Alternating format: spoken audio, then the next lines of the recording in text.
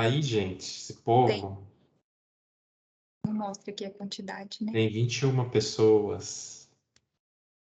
Tá ótimo, tá gravando já, gente. Então tá, gente, boa Camila, noite, pode falar. fica à vontade. Tá, gente, então, boa noite, né, de novo. Essa vai ser a primeira aula que eu dou, assim, na minha vida formal, porque eu fiz bacharelado, né, então eu só fiz, sei lá, aulas em projetos e eu sou professora de cursinho esse ano, então eu nunca dei aula. A minha experiência com a apresentação é só, tipo, seminário e tal, mas aula nunca mesmo. Então, espero que a gente fique junto aqui nessa jornada, vai ser a minha, estreia oficial aqui. Que massa. E que bom que é assim, né, que tem pessoas, me acompanhando aqui, que eu não estou sozinha na frente de um quadro, olhando para vários alunos sem saber muito bem o que falar. Então, hoje nós vamos falar sobre descendência.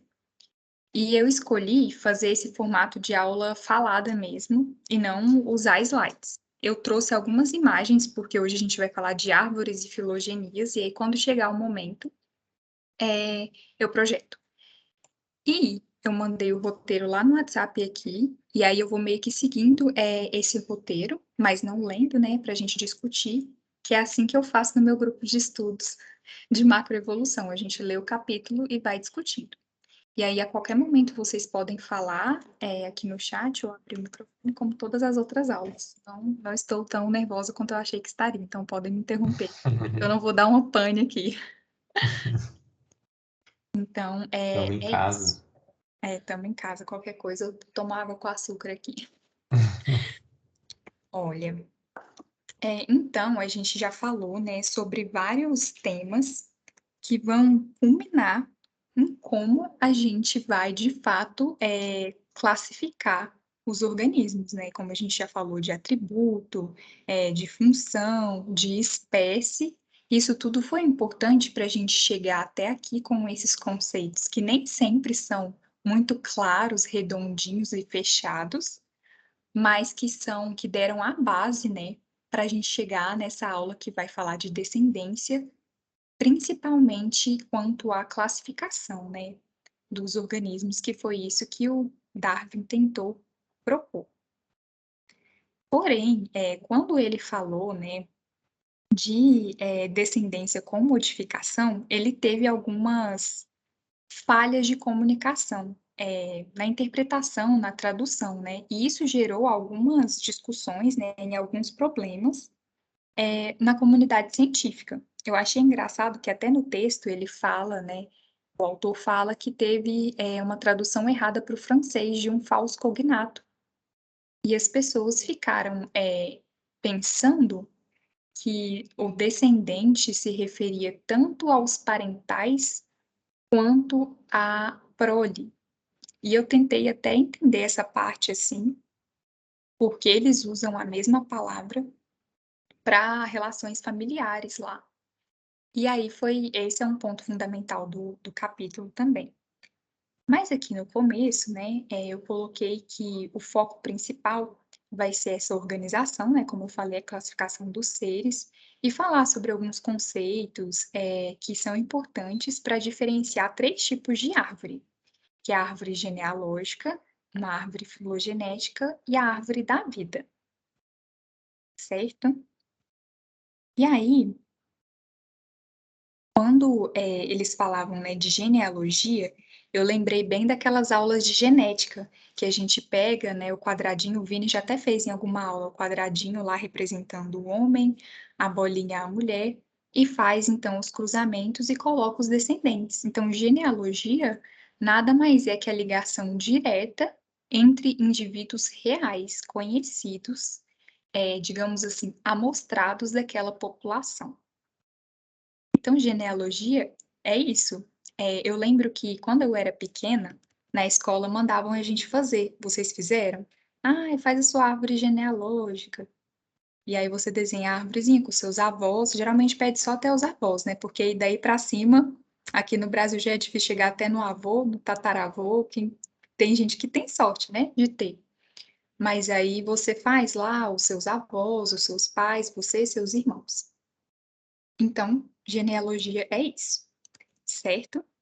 E aí, eles chegaram em um ponto em que eles perceberam que não ia ser possível, a genealogia representar as relações entre as espécies, porque você não vai conhecer todos os indivíduos e também não faria sentido, porque, no tempo da árvore genealógica, como que você ia representar o surgimento de novas espécies?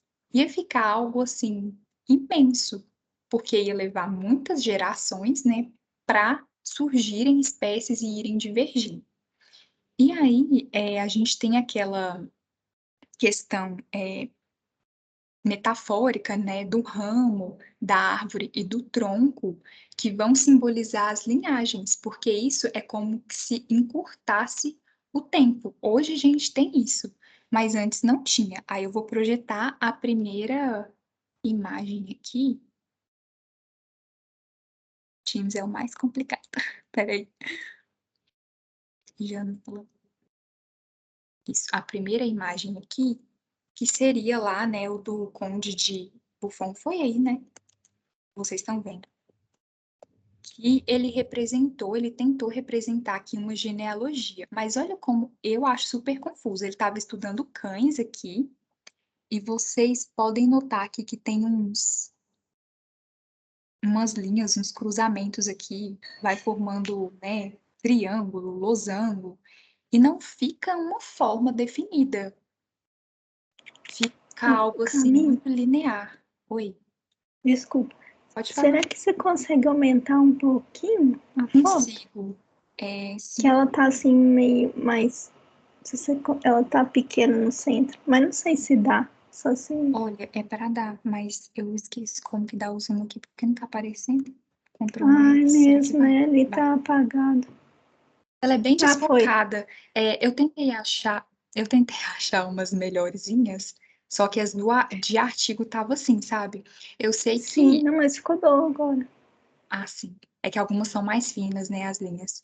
Mas é isso, tipo, as linhas são bem confusas para representar. Eu acho confuso, mas eu não sei se é porque a gente já conhece, né, uma árvore que tem tronco e que tem ramo, mas imagina você pegar uma questão do Enem com uma coisa dessa.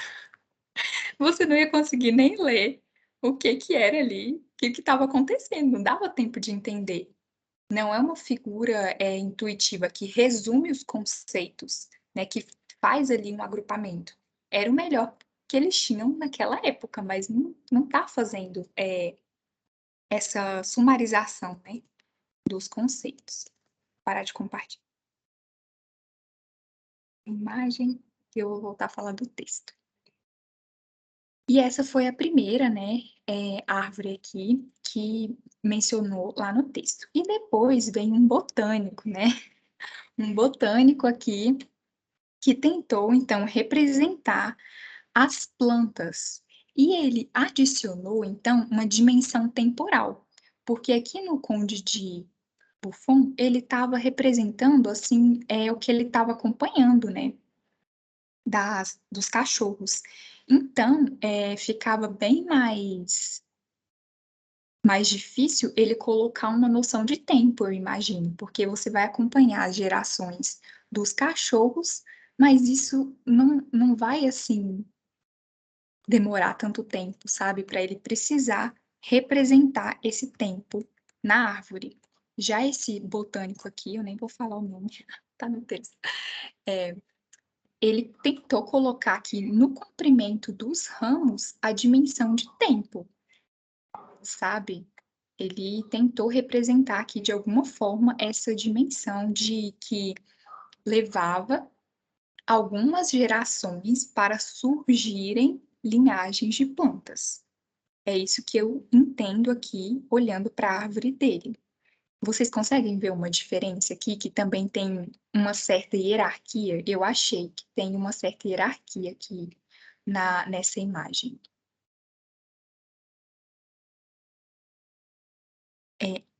A próxima, deixa eu ver se consigo colocar a próxima.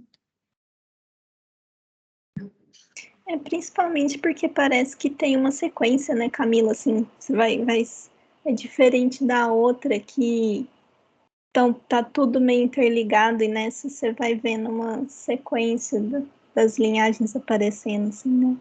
Sim, eu achei a outra muito horizontal e essa já estava Isso. mais vertical. E, bom, importante para o design da árvore transmitir o que o pesquisador estava tentando falar, né? Eu acho que faz toda a diferença. Representar horizontalmente estava ali meio que entre aqueles indivíduos. E assim dá uma noção de tempo mesmo transcorrendo. E aqui, essa é a árvore de. Gente, esses nomes. De Haeckel.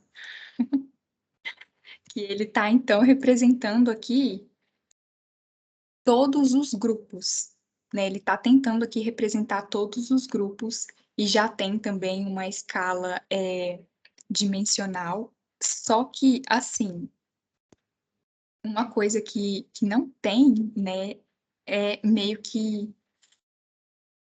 o conceito de transformação não está muito claro para mim. Eu não sei se foi isso, assim, que foi o ponto principal que faltou ele conseguir transmitir.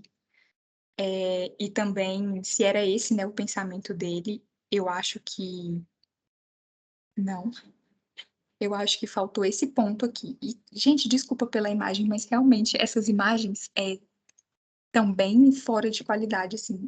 Eu tentei procurar de artigos, mas, enfim, aqui ele está representando, né, o reino plant, os protistas e os animais. Mas não tem, assim,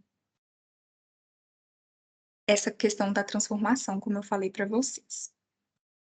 E aí vou parar agora um pouquinho com as imagens e voltar para o texto. Então, como eu falei, né, no começo, quando Darwin ele se refere à descendência com a modificação, e isso teve uma tradução errônea, e isso foi difundido, isso acabou também misturando alguns outros conceitos utilizados, né, para as pesquisas, que são justamente igual o nome da disciplina, né, o de padrões e processos. Isso gerou uma confusão, porque não ficou claro o que ele estava, no que ele estava focando, se ele estava focando no processo, por exemplo, de seleção natural, que na época não tinha sido bem aceito, né, não foi aceito imediatamente, ou se ele estava focando nos padrões que iam, né, originar as espécies. Então, virou, assim, uma confusão de tudo, de conceitos, e meio que enfraqueceu essa base do que ele estava propondo, né, da teoria, por causa dessas confusões. Eu coloquei aqui o exemplo que apareceu no livro, porque isso é muito bom, porque me lembra de filosofia da ciência, né, porque vai falar aqui das hipóteses aqui, das premissas que eles fariam para um caso aqui, né? Então, vou ler aqui. Se a gente falar, cães e gatos têm focinho e pelagem. Então, a gente está falando de dois atributos que duas espécies aparentemente diferentes, né, digamos assim, compartilham. E aí a nossa pergunta é: de onde esses atributos compartilhados vieram? Onde que eles tiveram a sua origem? E aí são apresentadas 4 hipóteses. Olha, são características compartilhadas dada a sua criação divina. Então a gente sabe que o pensamento criacionista era forte naquela época. Mas como que ela pode ser refutada, essa hipótese? Alguém tem alguma ideia, alguma contribuição? Como você refutaria essa hipótese?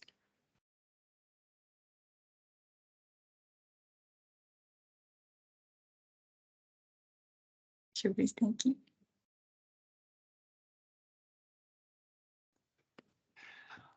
Eu vou falar, se ninguém falar, eu vou falar.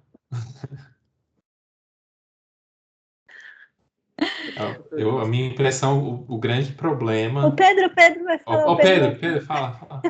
Repete a pergunta, por favor. Ah, sim.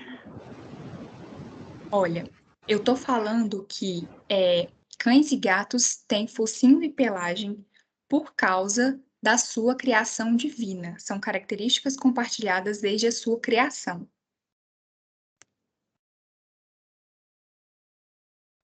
Aí, como eu refutaria essa Como afirmação? você refutaria isso?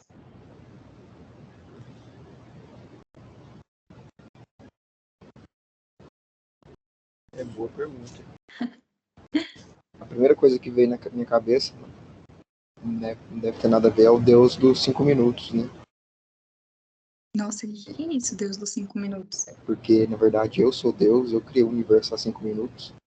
E eu Ah, coloquei essas memórias em vocês para testar um negócio aqui.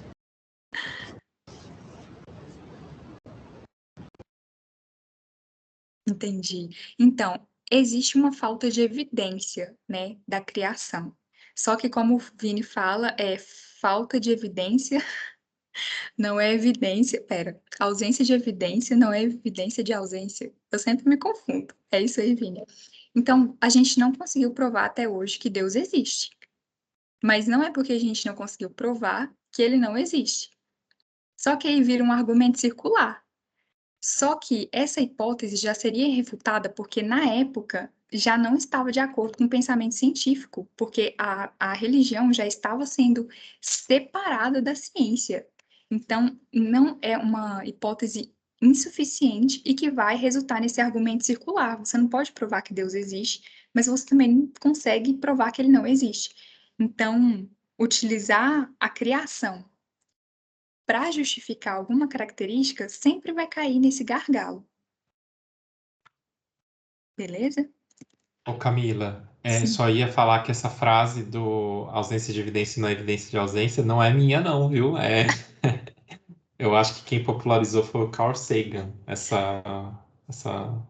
frase. Então eu vou E colocar o que eu ia falar sobre essa questão da criação é que o problema, o fato dela ser irrefutável tira ela do escopo científico. Tipo, tem isso. por a gente não poder refutar ela dentro de uma linha de pensamento, que faz com que que ela não seja científica. E tá tudo bem. É sobre isso. Tá tudo bem. Tá tudo bem. Tipo, é só uma outra ramo do pensamento humano, tá? Que não é ciência. Eu acho que o grande problema é a gente também, às vezes, ficar tentando conversar coisas que é difícil, sabe? As próximas são mais fáceis. Essa é difícil mesmo, gente. Olha só. A próxima é: cães e gatos têm focinho e pelagem porque o ambiente teve efeito sobre eles, fazendo surgir em ambas as espécies. E aí? Tá certo isso?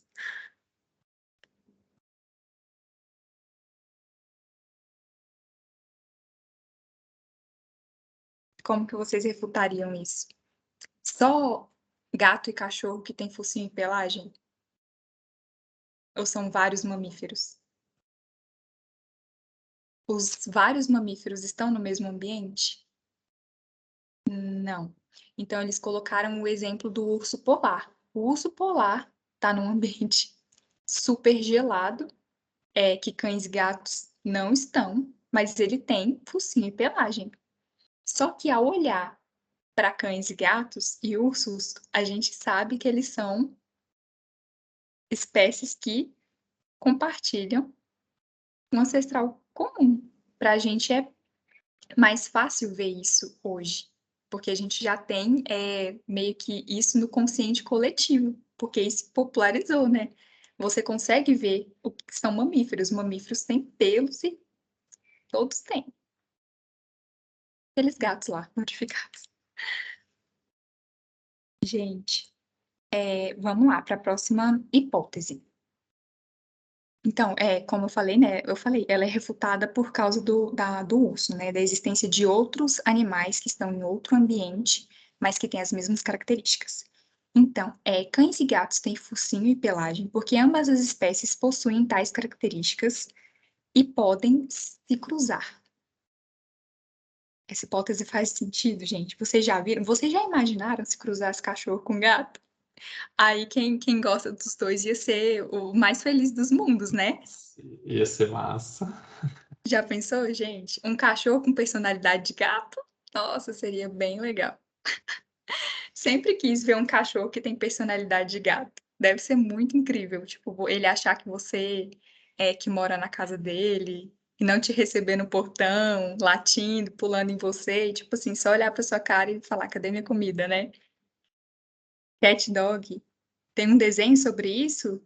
Nossa, não deve ser da minha geração. Nunca ouvi falar. Vou ver depois. Cachorro massa é quando ele não é cachorro, né? É um gato, ele fica um cachorro legal. Não, pode ser um gato também, características de cachorro, sei lá, enfim. Bom, então a gente sabe, né, que não existe cruzamento entre cães e gatos, esse cruzamento não ocorre, então ela já é refutada por aí. E aí tem a quarta hipótese, né, que seria o ancestral dos gatos e cachorro podia de fato cruzar e produzir prole. O ancestral comum entre eles se cruzava, né? A linhagem que continha esse ancestral, então, originou muitas espécies que compartilham essas características. E aí você inclui o urso, você inclui a onça, você inclui todos os mamíferos que vão ter focinho e pelagem. E os outros que não têm focinho igual a gente, é porque foi derivando, né? A gente já sabe disso e a gente vai falar disso um pouquinho mais pra frente, só antecipando. Ah, é o Cat Dog. Eu acho que eu já vi esse desenho mesmo. Legal, gente. Então, aí tem esse exemplo aqui, que é um exemplo absurdo, só que é um pouco para a gente voltar mesmo, porque hoje, para a gente parece absurdo essas hipóteses, ainda mais eu imagino vocês que estão avançados no curso, porque a gente já tem um conhecimento prévio, mas isso não estava claro na época, certo?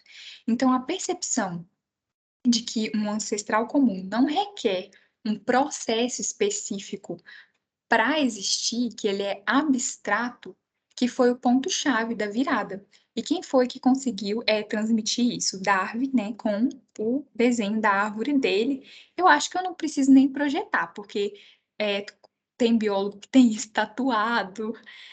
Tipo assim, é uma coisa universal esse I think do Darwin aqui. Mas eu vou Será que projetar. temos alguém tatuado aqui com a árvore do Darwin? Será que temos? Ou alguém que quer fazer? O Danilo já falou que quer fazer aqui, ó. Quer fazer? É muito legal. Vocês sabem que o notebook com essa árvore foi roubado o ano passado do museu. Roubado, ninguém sabe onde está. Sorte que esses notebooks são escaneados, né? Eu peguei essa aqui do Pinterest, todo mundo sabe que essa não é a árvore que ele desenhou, mas essa aqui é para quem quiser tatuar, né? Já tá limpinha, só ficou ali o desenho e a árvore. Tem trauma disso por quê, Glória? Da árvore? Ou do roubo do notebook? Porque do roubo do notebook, gente, é um trauma, assim, geral, né? Deve Já estar na casa de pensou? alguém muito rico esse notebook aí, né? Imagina quanto que não valeu Ah, é um no gatilho, paralelo. uma pessoa que tinha tatuado, entendi. Gente, eu estudei com uma Nossa, pessoa Glória. 5 anos e não sabia que ela tinha essa tatuagem, porque era num lugar, enfim, ninguém vai com esse lugar exposto pra rua. Aí eu vi no Instagram e falei: "Uai, como assim, gente?". Não, mas não era nada, era tipo, né, aqui, assim, então você nunca vê. As pessoas nunca sabem, como as pessoas são. Tem gente que tatua o sentido da vida, né, 5 linha, 3 linha lá da DNA polimerase. Quem gosta de genética tatua isso, quem gosta de evolução tatua a árvore do Darwin. Então, gente, voltando aqui pra árvore, tá meio ruinzinha também, enfim, é a qualidade do Pinterest. E aí, aqui, né, ele representou algumas linhagens e ele representa, então, os nós como ancestrais comuns. Ele representa algumas direções aqui que ainda está um pouco confuso. Porém, essa questão do nó e dos ramos e da ponta aqui, né, poder ser qualquer coisa, poder ser uma espécie, poder ser um grupo, foi o que fez, de fato, as pessoas entenderem o que ele estava falando de ancestral e de descendência e de modificação. A modificação é representada pela linha, né? Tipo assim, a continuidade da linha, o comprimento da linha seria o tempo e as modificações se acumulando de uma espécie para se transformar em outra. Então, foi isso. O que faltou foi uma representação visual, porque o texto, quando fala de descendência com modificação, podia ser interpretado de muitas formas. E a imagem, não, a imagem é mais clara, ela é menos subjetiva. Certo? Do certo, eu falo isso com meus alunos, eu acho. Deve ser. Então, aqui, né, eu coloquei algumas observações que um dos pesquisadores fez aqui, né, e está apontado lá no capítulo, que são as inferências que a gente poderia fazer olhando essa árvore do Darwin, que são: as espécies se modificam no decorrer do tempo, como eu falei, né, o tempo é representado pela linha, de forma gradual e divergente, enquanto muitas desaparecerão nesse processo. As que desapareceram foram as linhagens, né, que não chegaram até o fim, e ele deixava o ramo incompleto. Então, é como se aquela linhagem morresse ali, né? Aquela não foi para frente, ela foi extinta. Então, ele mostrou que algumas vão ser extintas e que outra decorrência é que as espécies sobreviventes vão originar novas espécies que vão, então, se diferenciando indefinidamente. Desculpa, troquei aqui. E, como eu falei, né, a ponta da árvore lá, o nível pode ser substituído por qualquer um, não precisa ser só espécie, pode ser um grupo maior, né, um nível taxonômico maior. Só que aí vem uma partezinha complicada, né, que ficaram algumas inconsistências dessas inferências. Camila, eu queria só ressaltar essa coisa do pensamento abstrato do ancestral. Que isso é fantástico, isso, né? Uhum. Tipo, imaginar que... Porque hoje a gente pensa... Eu penso, não sei se vocês pensam, mas... Como que era o nosso ancestral, né? Sei lá... o ancestral dos grupos dos primatas. Uhum. Eu imagino que era um macaquinho lá, pequenininho e tal. Né? Se eu pensar, qual que é o ancestral dos vertebrados? Aí eu vou pensar, acho que é tipo um bicho lá no mar, tal. E não tinha isso antes, imagina, que não tinha esse pensamento abstrato, né? É uma coisa abstrata, que a gente não sabe de fato o que eram esses bichos, né? Uhum. E é muito doido, porque é uma diversidade abstrata. Olha como a gente é maluco, né? De pensar nessa diversidade abstrata. Achei muito legal isso mesmo. Eu acho que essa foi a parte que mais me lembra de paleonto, né? Porque paleonto é bem abstrato. Às vezes, acha só um osso de um animal e você vai lá e reconstrói ele todinho da forma que você imagina, com os atributos que você imagina que ele tinha. Claro que um osso, por exemplo, dá algumas informações, né? De proporção e tudo mais. Uhum. Mas não te dá textura, não te dá cor, não te dá, não sei, intensidade de atributos, não te dá nada. E eu acho que a paleonto é o ramo mais abstrato que se apropriou desse conceito muito bem, que é a questão do ancestral. Eu acho que teve bom você comentar isso. A gente só tem 1% de tudo que já existiu. É esquisito, né? E 1 milhão desse 1%, tipo, desse 1%, 1 milhão de espécies são insetos que estão aqui voando porque choveu ontem, graças a Deus. Tava precisando. Então, eu lembrei. Teve bom você falar disso, Vini, porque do ancestral abstrato, porque a gente pode comparar genealogia com filogenia. Porque muitos de nós não conhecemos os nossos tataravós. às vezes a gente vê aquelas pinturas na casa das avós, né, tinha antiga, mas aí, sei lá, se a gente pensar em tempo, né, de colonização, de imigração, da chegada dos europeus que não tinha foto, o que que a gente faz? A gente imagina, né? A gente imagina como eram os nossos avós, pela textura do nosso cabelo, pela nossa altura, a gente imagina e só imagina. O que a gente sabe, no máximo, é como eles falariam, né? Os italianos, os espanhóis, os alemães, mais ou menos a gente tem uma noção. E isso seria a diferença de genealogia, né? Que a gente voltaria algumas dezenas de anos, algumas centenas.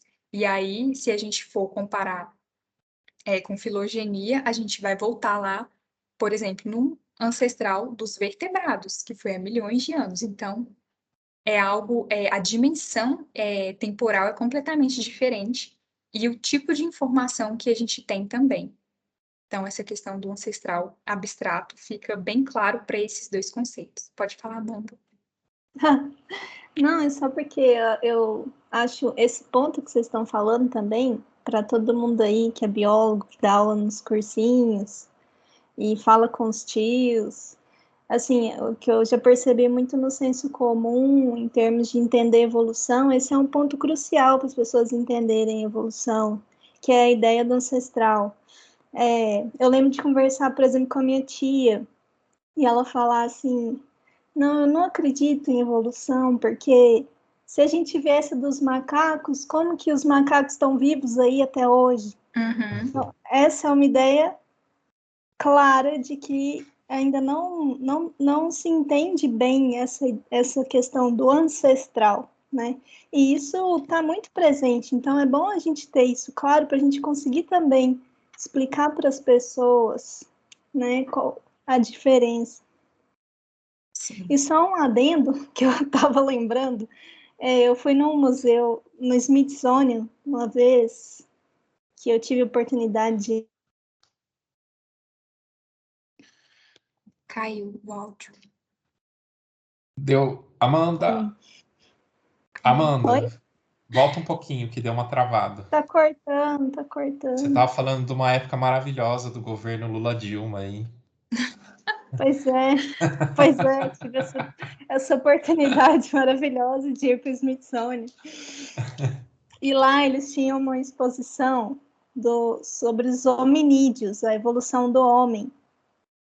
E aí, cortou de novo? Tá cortando? Não, a gente está te ouvindo. Agora estamos ouvindo, E aí tinha um lugar lá que você ia, eles te filmavam e eles faziam uma foto de como seria o ancestral, assim, tipo, a sua foto num ancestral hominídeo. Isso era muito legal, se você fica ridículo, mas é muito interessante, muito interessante. É tipo aqueles desculpa. filtros de envelhecimento do Instagram, eu imagino, que pega os seus traços principais e acentua, né? Coloca ruga e tudo mais. E aí os outros, nossa, deve ter se baseado até nisso, né? Se for pensar Como nessas você tecnologias. seria sei lá, um Australopithecus. A Amanda como um Australopithecus, sabe? Alguma coisa assim. Que massa. Não, Nossa, eu acho se a que eu ia gente me puder assustar. pirar mais um pouquinho, Camila, que eu tô pensando aqui, essa coisa da abstração do ancestral. Como que a gente faz essa abstração, né? Então, sei lá, vamos pegar esse grupo dos primatas. Então, e a gente vai fazer essa abstração. Ou a gente pega aqui dos grandes macacos, né? Que fala, grandes macacos, que é o ancestral entre a gente, os bonobos, chimpanzés, gorilas e... Não, babuíno não, os orangotangos. Que são os dos planetas dos macacos, os grandes macacos. Como que a gente faz? Como é que a gente pensa esse ancestral? Ele é um ancestral com atributos médios em relação a gente? Entre esses quatro grupos, né? Ou ele é mais puxado para o lado da primeira linhagem de divergência? E é doido, porque vai saber que não dá para saber, né? pode ser qualquer Depende do coisa, método. né? Ele pode ser até completamente diferente, assim. Diferente de todos nós, né? Depende muito do método, assim, que a gente tem um método embutido de reconstrução, né, dos atributos desse ancestral aí. Eu A não ser que penso a gente assim, tenha como vocês evidências também, pensaram. né? Evidências fósseis pode, acho que, dar uma dica, assim, de como eram, né? Mas... é muito doido pensar nessa abstração aí. Eu acho que vocês pensaram nessa questão de poder ser muito diferente, por exemplo, ou de atributo médio. Eu não penso assim. Eu penso de uma forma meio de designer mesmo. Igual você falou, sei lá, você pegaria a imagem desses 5, são 5 animais, e aí colocaria os membros. E aí faria meio que camadas, sabe? O que mais se sobrepor nessas camadas provavelmente é o que ocorria, sabe? Tipo, comprimento, por causa do hábito de vida dos membros é importante. Se anda, eu acho que todos andam em 4, né? Alguns andam de pé, outros não andam, usam os membros da frente para andar. Então, acho que eu faria isso, tipo, essa sobreposição.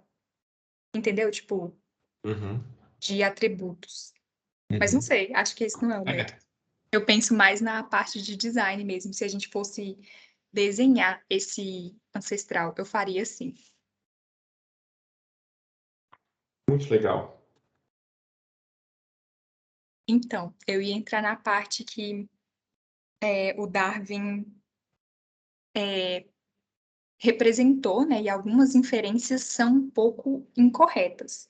Como a gente sabe que a evolução ela não ocorre gradualmente sempre, né? Ela pode ocorrer em saltos, que é uma coisa que a gente sabe mais recentemente. Ele não tinha essa percepção na época, ele pensou que era gradual e que sempre era um contínuo, mas não, né? Às vezes podem acontecer muitas mudanças em um curto espaço de tempo e levar a essa evolução mais saltatória. E o conceito disso foi tirado até de física, né? Dos circuitos lá que tem a condução saltatória. Que quando passa, eu não sou muito boa de elétrica, mas eu sei que quando passa por uma coisa envolta lá, vai saltar a corrente. Então, por isso que chama saltatória, é por causa desse conceito de física. E Camila fez graduação. Fala aí do seu passado agora, Camila, que a gente tomou um choque aqui. por quê? Você começou a fazer graduação em física, não foi? Foi física Não, ou engenharia química. Eu nem engenharia cheguei, química? eu Alguma nem coisa cheguei a fazer exatas aí. física 1. Não, eu só fiz física na biologia mesmo, aquela bem de boa. Eu não sei como que foi para vocês, mas para mim foi, ó, sossegado. Ai, ai. Então, outra coisa que ele falou é que uma vez que as espécies divergiram, elas não, esse processo era irreversível, no sentido de que elas não iam mais poder cruzar, né? Elas tinham realmente divergido e isso era irreversível, não dava para voltar atrás ao que era antes. Mas a gente sabe que existem alguns casos, sim, de especiação, mas que a divergência não é completa e que ela pode ser até revertida até um certo grau. Então, eu acho que ele não sabia disso, né? Não imaginava isso por causa da falta dos conhecimentos em genética que a gente tem hoje, porque a gente só descobriu isso depois também, e com essa questão de mapeamento de características de forma, enfim, integrada, né? Tanto olhando morfologia quanto a genética e tudo mais. Então, isso foi meio que, enfim, estava limitado pelo conhecimento que ele tinha. E também, né, uma parte que agora eu entendo, acho um pouco mais, é que os processos macroevolutivos são um pouco diferentes dos processos microevolutivos. Mas eu só trabalho com macroevolução e ainda confundo um pouquinho, porque estou nova nisso, mas assim, ele não... Ele generalizou, né, como se os processos fossem ocorrer de forma igual nessas duas abordagens. E aí, o que fica dessa parte é que mesmo que essa árvore ela não seja uma árvore filogenética, né, ele mostrou, alguns sites chamam de diagrama de figura de Darwin, de árvore de Darwin. Não é uma árvore filogenética, porque não existia esse método ainda. Mas o que ficou foi a mensagem, que foi delimitar o que é o ancestral, que esse ancestral ele é abstraído, né, você não acessa ele sempre. Na verdade, ele é um ancestral meio que virtual, como, né, a gente falou, a gente imagina ele. Que ele conseguiu estabelecer essa separação das duas abordagens aqui, que são as de padrões, que vão desvendar os arranjos entre os organismos, né, na parte organizacional de classificação dos indivíduos, de uma perspectiva histórica, e os processos vão apontar causa e efeito, e são, então, uma abordagem mais dinâmica. Causa e efeito do quê? Das mudanças que estão acontecendo nas espécies e como isso afeta o próprio processo delas. Não sei se ficou claro, mas é isso. E aí, eu coloquei essa partezinha aqui de homologia bem pequenininha, mas que eu achei importante porque depois a gente vai ver quais que são as premissas que o Hennig vem propor, né, com o método filogenético dele, as regras, na verdade, que ele vem propor. Às vezes eu falo premissa no contexto errado, gente. Desculpa. Sim. A gente fala muito de homologia, né, principalmente quando a gente vai estudar lá em sistemática, filogenética e classificação. Nem sei, zoológica, nem sei como que chama mais essa matéria, né, porque eu sou do outro currículo. Mas, enfim, vocês fizeram sistemática. E aí eu lembro que lá, uma das primeiras aulas, a gente fica vendo, né, o nome dos conceitos. E tem a homologia. E o Vini já até falou em uma aula aqui, se eu não me engano, foi a aula de atributo, e você comparou as asas lá, que as asas são eram consideradas homólogas, porque a olho nu você está vendo uma estrutura muito similar e que tem a mesma função, então, poxa, é homólogo, mas não. São várias origens diferentes, origem embrionária diferente, estruturas diferentes que compõem as asas. E aí, como que você vai falar que um atributo também ele é homólogo? Porque se ele tem uma forma e uma função diferente, vou começar de novo, porque senão eu vou me enrolar aqui, que eu fiquei presa naquela tabela lá um tempinho. Como a gente vai falar que alguns atributos são homólogos, sendo que, às vezes, atributos diferentes exercem a mesma função? Também tem isso. Então, essa questão da homologia, ela não é um conceito circular, né? Como eu falei, não é um conceito assim fechado. E ela atrapalhou em alguns momentos essa interpretação de atributo. Por quê? Porque o Hennig vem falar justamente isso, que era necessário amostrar as espécies com precisão. E somente os atributos derivados em relação ao grupo externo, né, que a gente sempre usa um grupo para comparar, né, no método de Hennig, e são esses atributos derivados que vão fazer o agrupamento.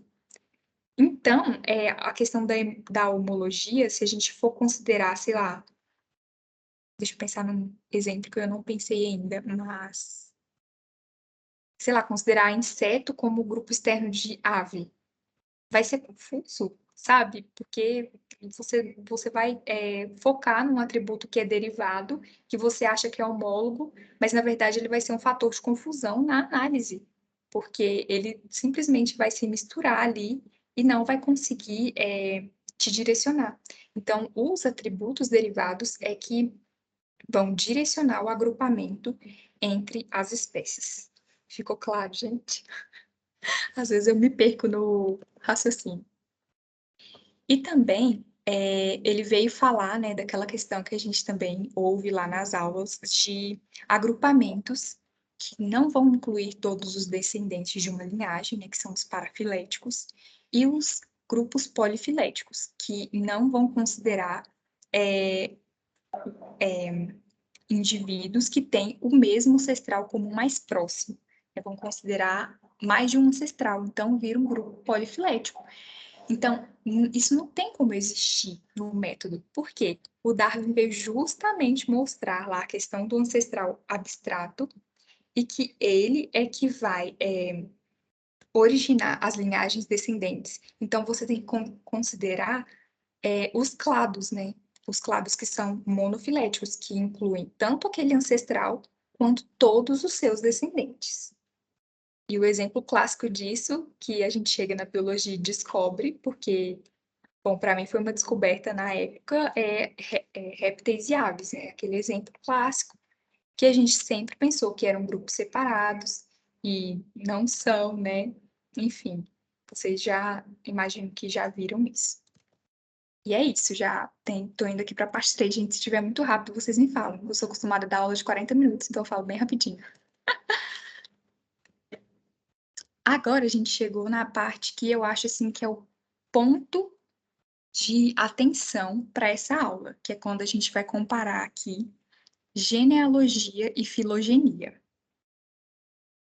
Como a gente já falou desde o começo, né, a genealogia vai descrever as ligações diretas entre os indivíduos, que seriam os parentais, e a sua prole.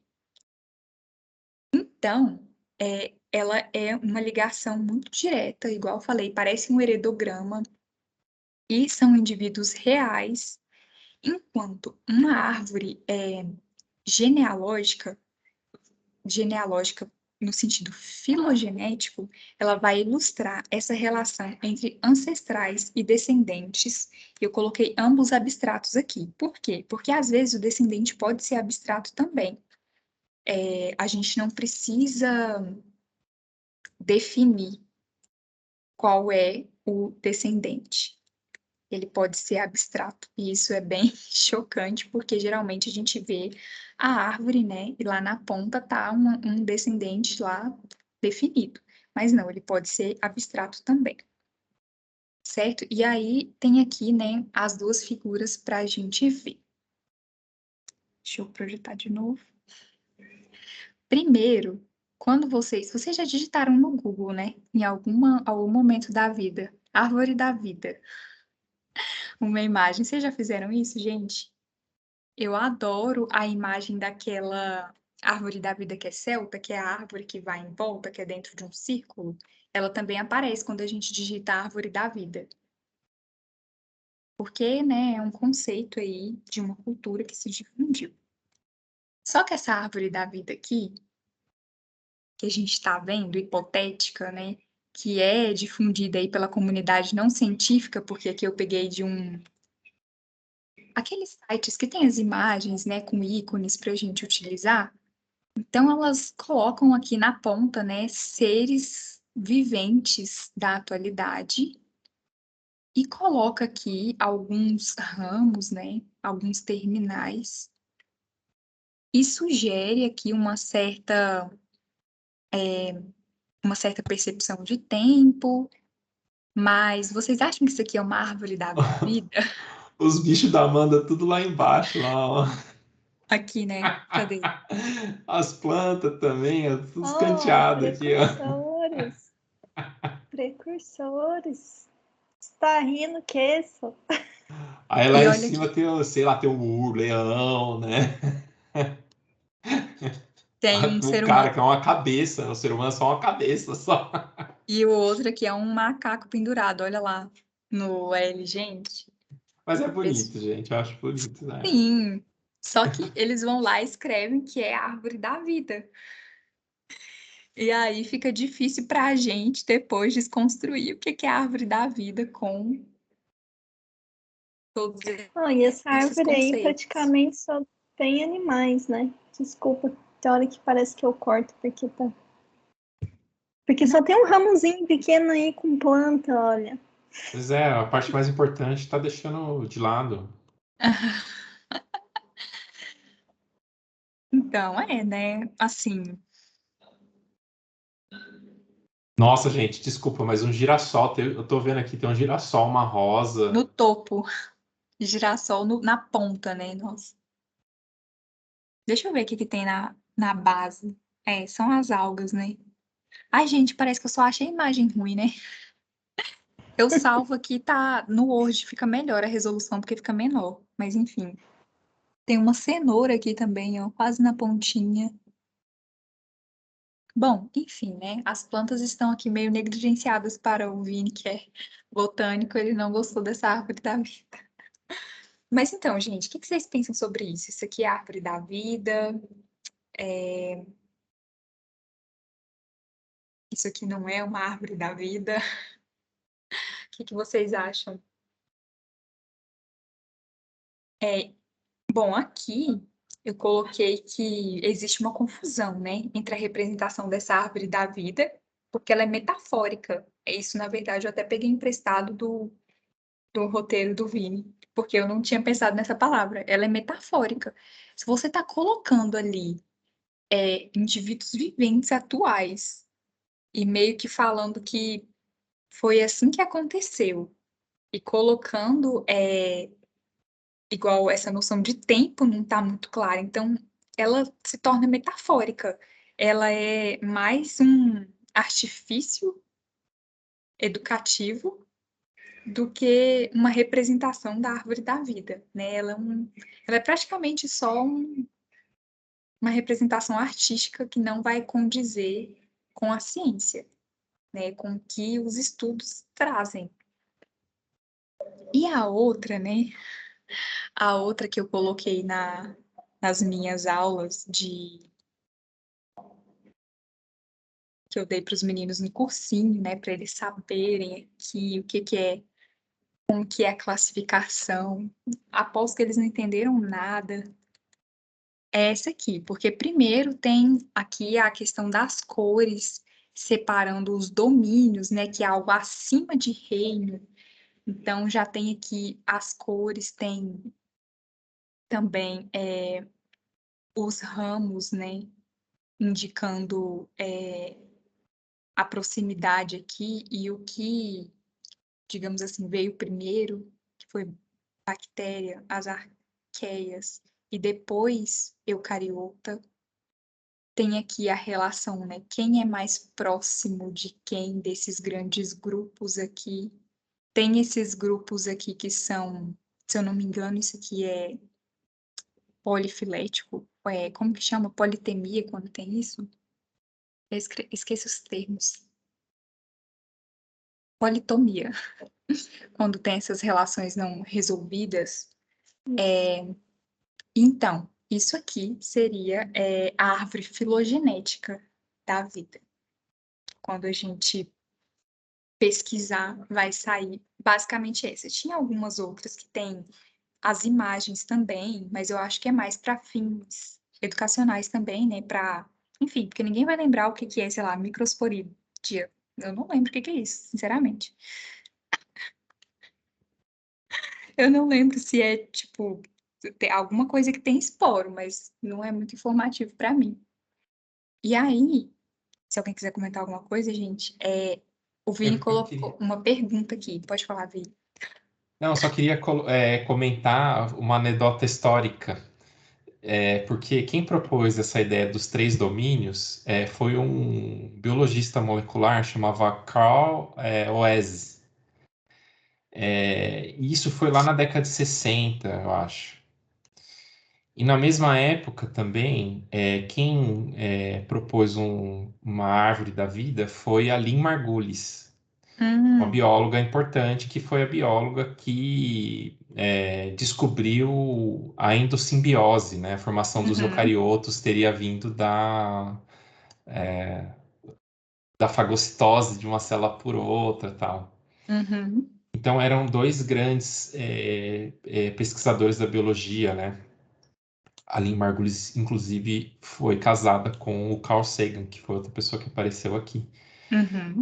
E essas 2 visões, assim, que era a visão dos 3 domínios e a visão dos 5 reinos, que era o da Lynn Margulis, que é o que a gente aprende na escola também até hoje. Eu não sei como que a gente aprende na faculdade, gente, mas na faculdade eu aprendi os 2.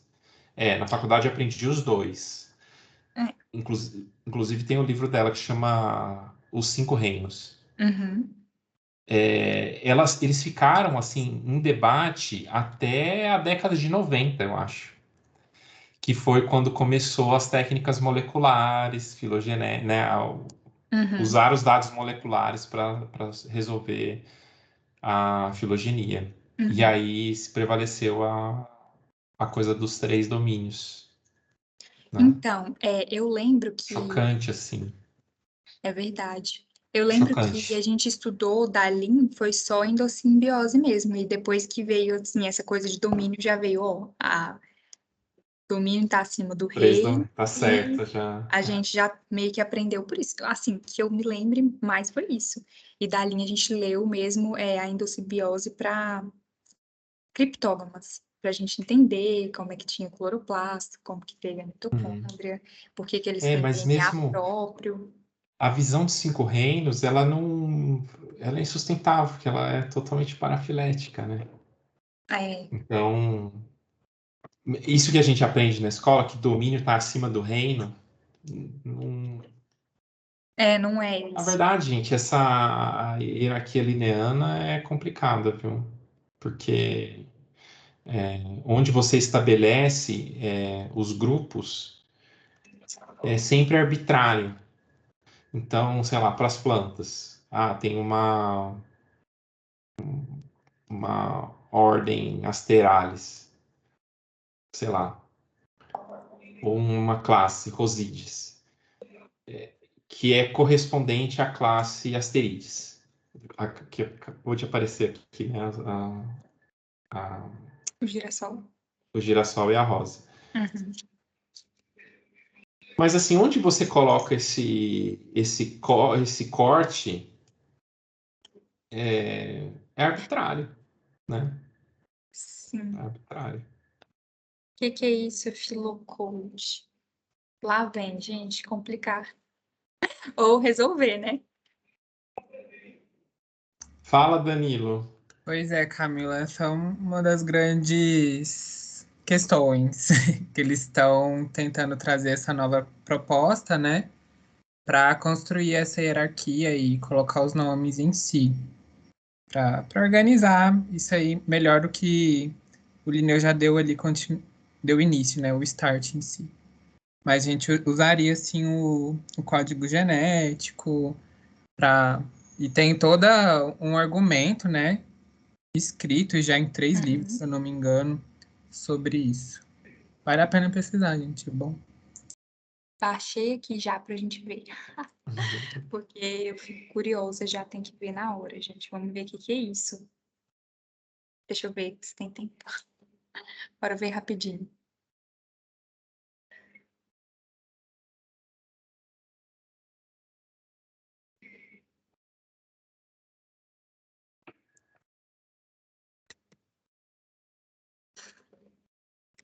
Abriu errado.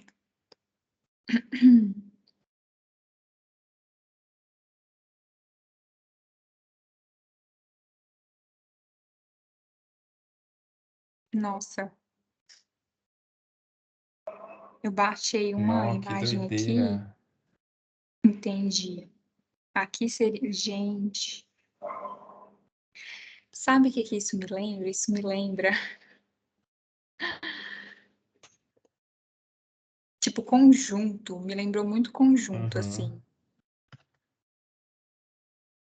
Vamos ver, né? Cenas dos próximos capítulos. Se já tem livro escrito sobre isso, então é porque tá bem... Né, já está sendo bem fundamentado. Então, aí tem uma pergunta aqui. Não sei como a gente está de tempo. Tem só a parte 4 e 5. Acho que está de boa. Que eu não sei se eu expliquei muito bem, mas qual que seria a metáfora lá da árvore da vida? Na explicação aqui, eu vou ler, tá, gente? A explicação do Vini. Vou ler, tá, Vini? E seria o quê? Aquela árvore da vida seria uma genealogia teórica. E existem bilhões de ancestrais, né, como o Danilo mesmo falou, que a gente conhece hoje, que a gente conhece não, né, o que a gente tem é 1%, que a gente conhece, nem sei.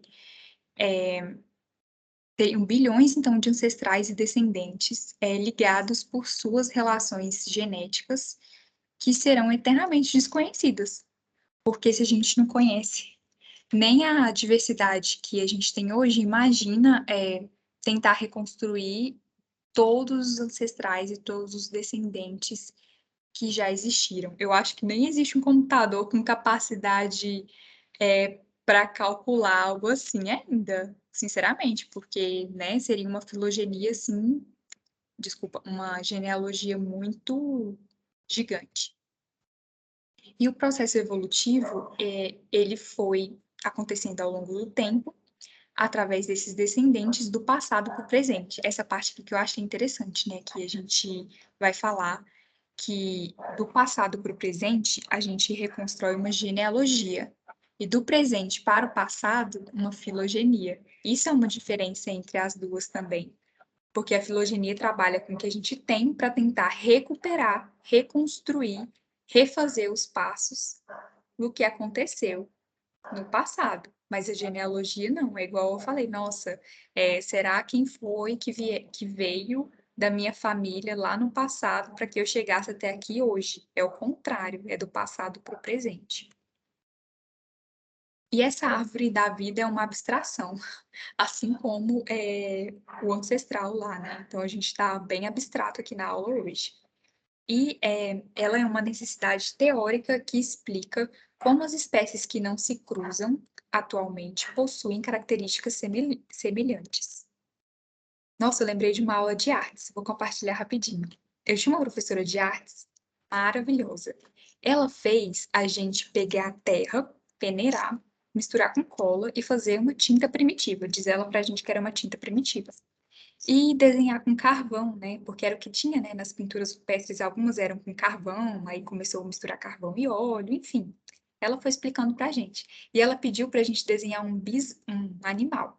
Um animal que você acha que era pré-histórico, digamos assim. Eu desenhei um bisão.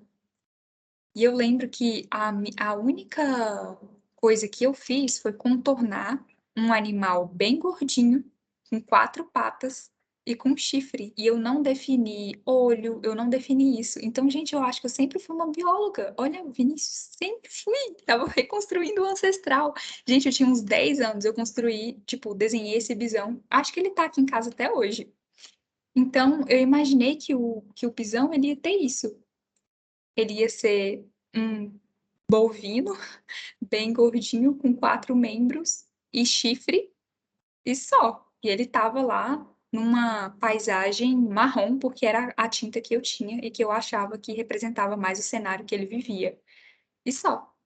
Então, seria bem isso. Reconstruindo caracteres desde a infância. Pois é, sempre fui. Olha só, eu tava querendo negar isso dentro de mim. Sempre fui. Ô Camila, deixa eu te falar, esse texto aqui, acho que não fui eu que escrevi não, porque tá muito bom. Eu devo ter copiado e colado de algum lugar e não referenciei, assim. Se não tá lá no capítulo, eu não sei de onde eu tirei. Está só no roteiro. Mas com certeza não fui eu que escrevi, jamais. Muito legal. Parece uma coisa que você faria, mas tá bom. Tá aqui. Então. Existe a possibilidade de ter feito e esquecido, mas aqui eu acho que é mínima mesmo. Ah, tá bom. Eu vou olhar lá. Gente, a gente chegou no ponto, então, que a gente vai tentar definir o que é a filogenia. Como a gente viu mais cedo, né, na árvore do Haeckel, ele tentou, né, até colocar um curso histórico, né, que foi o que ele descreveu como sendo a árvore dele. Então, ele tentou colocar um curso histórico da descendência dos seres organizados. Segundo ele, estava organizado, né? Está um pouco hierarquizado para ele e tem a questão do tempo. Mas ainda era uma percepção errônea de como era fazer uma árvore. E aí, os estudos dele eram muito morfológicos e de desenvolvimento. Então, era justamente por isso, ele via com esses olhos, né, a árvore. E o Hennig, então, ele vai focar na classificação de uma perspectiva darwinista, mas ele vai tratar menos sobre os processos. Ele não vai ficar falando sobre os processos. Ele vai mostrar como que você representa a transformação das espécies na estrutura que vai conseguir refletir essas mudanças. E isso, então, vai ficar mais fácil com as duas regras que ele vai colocar no método, que são a descendência com modificação, é um conceito que vai incluir tanto a polarização de caracteres, como eu falei, né, caracteres derivados, e vai utilizar sempre um grupo externo para polarizar esses caracteres, quanto uma ordem hierárquica. E aí, eu acho que ele já tinha percebido que a ordem hierárquica lineana não ia conseguir persistir no método dele. Então, a ordem hierárquica que ele está se referindo não é a classificação que a gente fala. Eu imagino que seja nesse sentido. E a segunda regra, que é a árvore filogenética, quer dizer, da árvore filogenética seria possível inferir quais são as homologias, homoplasias, e isso será determinado com auxílio do conceito de parcimônia, que é aquele conceito que a gente aprende que é basicamente o mais simples prevalece. O processo mais simples deveria prevalecer. Só que parcimônia também a gente sabe, né, que nem sempre as coisas vão acontecer da forma mais simples, não digamos, a gente contava os passos, né, da árvore, a árvore com o menor número de passos que vai ser a verdadeira. E isso ficou mais fácil, eu acho, imagino que seja bem mais fácil hoje com os métodos e as análises que a gente tem para ver o que é homologia, homoplasia e tudo mais. Porque eu lembro, né, quando eu fiz faculdade, que já está fazendo um tempinho, eu entrei bem antes que vocês, a gente usava o programa lá, um programa na disciplina para aprender a construir a árvore, contava passos e tudo mais. Mas hoje a gente já tem modelos. Gente, eu leio com o pessoal de macroevolução, os modelos são bem complexos, consideram a questão de taxa de evolução, taxa de especiação, taxa de extinção. Então, assim, ficou mais complexo, mas eu acho que ficou mais completo também. E essa questão da parcimônia, não sei, parece que facilita o jeito que a gente aborda hoje, com as técnicas que existem. E aí, agora a gente está indo para o último tópico já. Eu acho que eu falo bem rápido, né, gente? Que seria a forma da árvore da vida. E aqui tem algumas conclusões, né, digamos assim. Não que é uma conclusão da aula ou de tudo, porque nada está acabado, mas enfim, é um fechamento aqui de tudo que a gente falou. Após a descoberta da transferência do material de forma horizontal, que é uma coisa que a gente não falou ainda aqui nessa aula, mas que eu lembro que o Vini já mencionou, que é quando organismos que estão completamente distantes na classificação, né, divergiram há muito tempo no tempo evolutivo, vão trocar material genético. Então, a transferência vertical de pais para filhos, né, então dos ancestrais para os seus descendentes, e a horizontal é entre linhagens, né, indivíduos, espécies que estão muito longe. A representação da árvore da vida foi meio que complicada por causa desse artefato, dessa coisa que acontece. Porque assim, né, gente, os organismos se misturam. É basicamente isso. Separou, segregou por anos o genoma para depois ir lá e dar uma misturadinha, né? Porque na natureza nada permanece intacto. Então o genoma vai lá e se mistura, os genes são doados e recebidos, certo? Então, justamente isso vai trazer uma complicação, porque essas partes genômicas que são trocadas, elas vão adicionar um fator de confusão de tempo, porque para posicionar esses genes no tempo vai ficar complicado, porque você não vai saber exatamente quando foi que aconteceu essa troca. Dá uma bagunçada aí no método.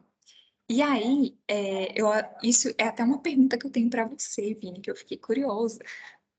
Que quando a gente vai reconstruir pergunta pra Amanda, a Amanda é especialista, eu nem mexo com essas então, coisas, Amanda. gente. Então, Amanda, é você mesma.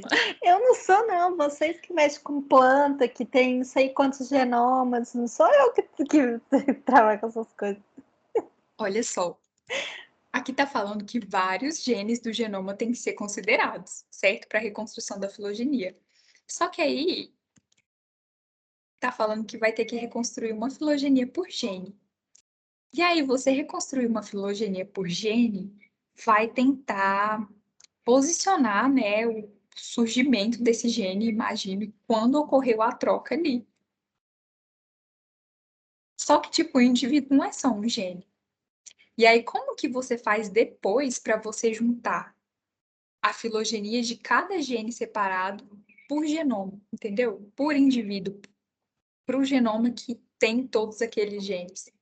Foi esse passo que eu não entendi. E aí? Então, geralmente o que a gente vê representado lá é uma árvore de consenso, que chama. Sim. Tá certo, Amanda? Que é uma árvore. Eu acho que tem vários métodos para você chegar nessa árvore de consenso. Ah, sei. Igual quando nas minhas análises a gente coloca lá o número 100, aí vão aparecer 100 árvores, e aí digamos assim, a árvore que juntaria todos. Isso, Sim. mais ou menos isso mesmo. Só que é para as genes, né? Sim, só que E é não para genes. para outros atributos. Não, é para o atributo genético, mas é isso mesmo. Entendi. Mas eu ainda acho que não responderia, sei lá, como que aconteceu as trocas e quando. Então, aí esse é um problema, né? Porque o que a gente fazia antes? Ainda se faz, né? Você amplifica, sei lá, 3, 5 genes, 10 genes, concatena as sequências e compara essa grande sequência de genes concatenados, ou você pode, e aí você faz a árvore daí. Ou você Entendi. pode fazer a árvore para cada gene separado e achar uma árvore de consenso.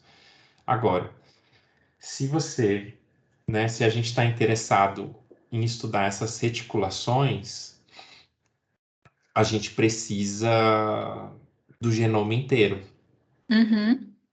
né? Então, não dá para fazer tão rápido assim, porque aí precisa fazer o sequenciamento de genoma. Mas tem saído coisas, e aí eu acho que, eu não sei como funciona, tá, gente? Mas eu imagino assim, com o genoma inteiro, você consegue olhar e falar, olha, essa parte aqui desse genoma, da espécie A, ele é muito parecido com uma parte do genoma da linhagem que é composta pela espécie FGH. Então, esse gene, essa pequena sequência deve ter vindo dali e deve dar para calcular quando isso aconteceu. Então, tem trabalhos que têm saído disso. Tem um trabalho bem legal que saiu esse ano de evolução de orquídea, né? Que a gente tem aquela brincadeira de que orquídea é uma família com uma só espécie, né? Uma família monoespecífica, porque elas se cruzam muito entre elas, né? Entre as espécies. E aí, de fato, assim, a base ali da filogenia de orquídea é uma rede, assim. Então, entre os ancestrais das orquídeas é uma putaria, sabe? Depois que foi. É assim, Amanda, que funciona? Amanda, você estava trabalhando com genoma, não estava, Amanda? Sempre sem zoeira, você estava, não estava? Tava, mas eu tava no nível populacional, não cheguei a fazer filogenia. Mas essa parte de hibridização, assim, né? Eu não sei muito mesmo, não. Que tem muito mais em planta, né? Eu acho que o Sevino sabe bem mais que eu. O Danilo falou aqui de calibração do relógio. Porque cada gene evolui numa taxa diferente, né? Então, essa taxa aí, né, alguns eles evoluem com uma taxa constante, e aí você consegue calibrar a árvore a partir dessa taxa aí do gene. Entendi. Que é uma coisa bem assim também, né? Tem um prof assim que fala que ele parou de estudar parou de estudar como são feitas as filogenias, senão ele não ia acreditar mais. Gente, Essas coisas de, nossa, relógio molecular é complicado. É porque você vai assumindo muita coisa, né? Tipo, ao longo da metodologia para construir uma árvore, você vai assumindo muitas coisas que você não sabe se é. Mas, gente, pegar toda essa concepção teórica e trazer para um método é muito difícil. Sempre vai ter alguma coisa que você tem que assumir e que não dá para saber. Por isso que a gente não pode nunca esquecer. A árvore é uma hipótese. Sempre. Exato. Né? A árvore sempre é uma hipótese. E aí, conforme vão saindo mais evidências, ela vai se ajustando. Quando eu fiz a faculdade, eu entrei na faculdade em 2003. Em 98 saiu o primeiro APG, que é a primeira filogenia molecular das angiospermas, em 98. Os meus professores todos, eles estudaram o sistema Cronstiniano. Nem sei se já ouviram falar disso. Do Cronst, que era um botânico da década de 60, que classificou as plantas. Tinha uma classificação, teve outras, Takayama, teve outros botânicos também que o Endres, que fez esse esforço de classificar todas as plantas com flores. Os meus professores se formaram nessa escola cronstiniana. Quando eu entrei, eu fazia sistemática, e a chave que a gente usava, gente. Ai, que legal. Vocês não têm nem ideia de como era essa chave para correr para saber qual era a família das plantas. Porque não era uma chave do tipo do Souza e Lorenzi, que tem bráctea ou não tem bráctea. Ou, sei lá, tem estípula ou não tem estípula, que é um passo da chave. Não era isso. Era plantas com estípulas de ápice acuminado, levemente revolutas. Era um passo enorme, assim, sabe? E aí a gente pegou essa transição. Por que eu estou contando isso? Para falar que a gente pegou a transição da transformação da história evolutiva das flores, das plantas com flores, porque você tinha um sistema cronstiniano, era um sistema evolutivo, mas assim, com evidências morfológicas apenas. Quando surge a APG, mudou tudo. Aí você tem uma família lá que estava, sei lá, Ninfeaceae e Nelumbulaceae, que é os lírios da água e os lótus, que eram famílias. As plantas são iguais, gente, são iguais as plantas. E aí ficou totalmente separado na história evolutiva, assim.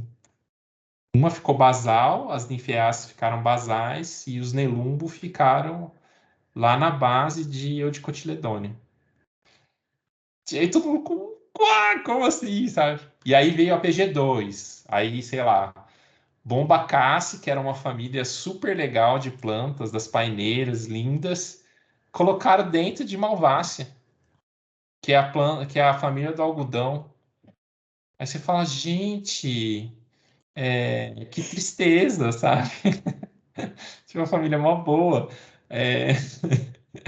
As Asclepiadaceae também, outra família super legal, entrou dentro de Apocynaceae, enfim. E aí a gente foi pegando um pouco essa história de transformação e essas coisas vão continuar ainda conforme muda o método, né? Nossa, quando Mas eu enfim, estava na então, graduação, né? No final da nossa, graduação, fiquei tão feliz que eu consegui comprar o livro do Brusca, que é desse tamanho, de zoologia. super E eu legal. falei, ai, que bom, vou ter esse livro pro resto da minha vida. E tipo, gente, já mudou tudo. E agora eu tenho que comprar a nova edição, porque essa já não tá assim tão atualizada.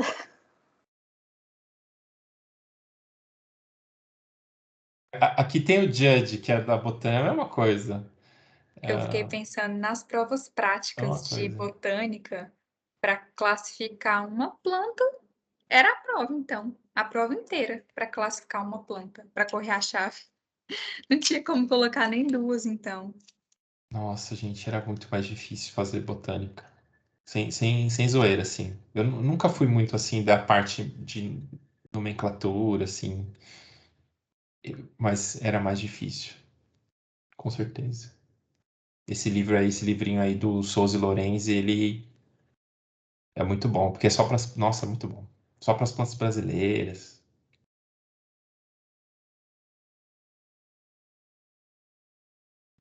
Gente, eu sei que talvez vocês estranharam a troca aqui e a aula, mas eu gostei muito. Foi meio desafiador fazer isso. Eu dei uma confundida nas datas, mas é assim, eu aprendi muito também com a disciplina e a gente está chegando quase no final. E como vocês não falaram muito comigo, eu não vou falar assim, ai, eu sei que vocês participam e às vezes eu também sou uma aluna que ficava mais calada. Então, meu formulário, eu fiz algumas questões abertas, porque aí vocês podem expressar o que vocês entenderam. Então, eu já estou avisando para vocês não se assustarem. Tem algumas questões abertas, mas eu acho que essa parte discursiva dessa matéria é onde vocês mais ganham. Porque a gente, sei lá, tenta ser muito objetivo. E olha, a evolução não é muito objetiva, não. É bem, como eu posso dizer, nem os conceitos, né, são exatamente uma verdade, né? É igual o Vini falou, até a árvore é uma hipótese. Então, assim, eu fiz algumas questões, vou mandar para vocês. O meu WhatsApp fica aberto.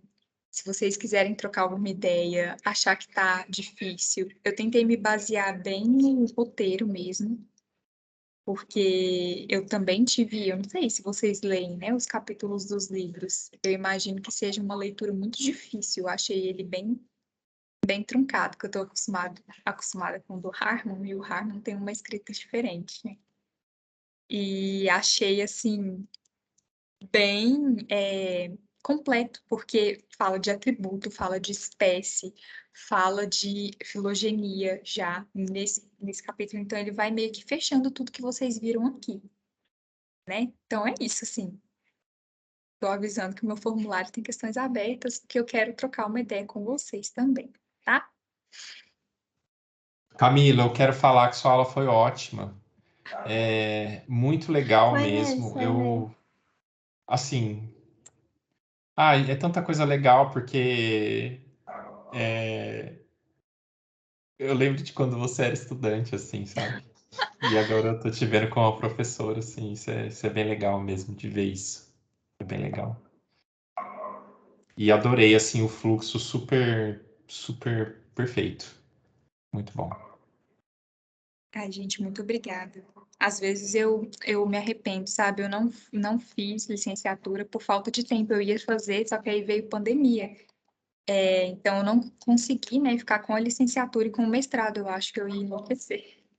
Então, eu não fiz, mas estou dando aula no cursinho, né? E aí lá eu dou aula com slide com 40 minutos. E essa aula do Vini que eu acho super diferente justamente por isso, porque tem desenho, tem conversa, vocês participam bastante e, assim, isso é o que faz diferença. Essas aulas a gente leva, e não aquela aula que a gente só, assim, sabe, tenta absorver, absorver, absorver. Eu acho que a gente fica muito sobrecarregado se a gente só absorver e não parar, pensar, discutir igual a gente faz aqui. Então é muito legal. E é isso.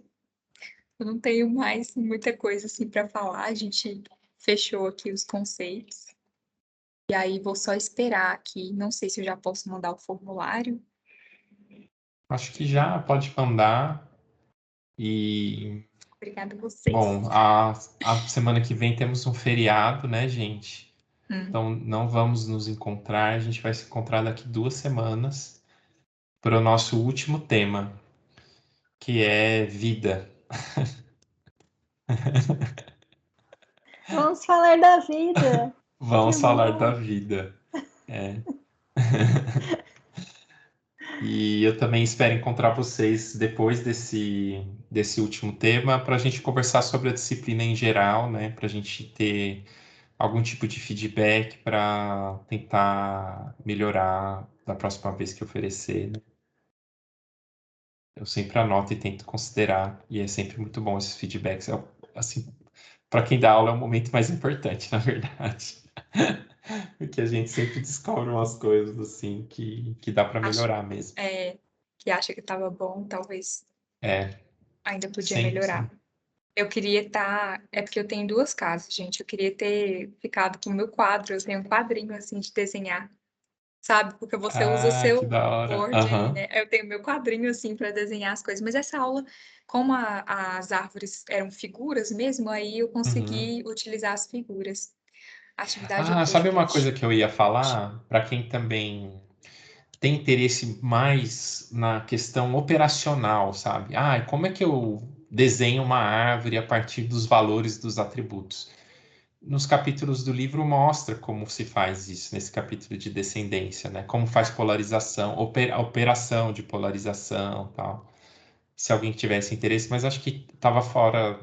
Conversei com a Camila, isso é um pouco fora do nosso escopo, que a gente está mais aqui no nível do discurso, mais do que da prática. E foi bom porque não ia dar tempo, né? Uma Não boa ia parte. dar tempo de fazer tudo. Aí, gente, eu tô falando aqui que o meu formulário vai ficar aberto até o dia 15, provavelmente, primeiro porque é discursível, porque eu sei que tem feriado. Mas não deixem para fazer só lá no último dia, não. É tipo É. assim, se vocês tiverem tempo essa semana, vão fazendo. E se não tiver, o feriado é feriado, eu vou deixar até sexta. Beleza? E tem uma pergunta aqui do Pedro sobre o podcast que vai até o último dia. Então pode entregar até o dia. Deixa eu só dar uma conferida aqui no calendário para falar a data, que seria 26. 26. E a gente tem uma semana para corrigir. Tá bom? Beleza, gente? Bora, gente. Bora esquentar o cuscuz. O cuscuz. Vai comer cuscuz na janta também? A gente A comeu gente ontem. come sempre na janta de terça-feira, que é rapidinho, é muito bom. Tchau, gente. Tchau, gente. Muito Tchau, Obrigado, obrigada, obrigada. Camila. Tchau, Camila. tchau. Obrigada, gente. Aproveite o Obrigada. feriado Ou aí. não. Até a próxima. Até. Tchau. Boa Tchau, semana. tchau. Boa noite. Boa noite.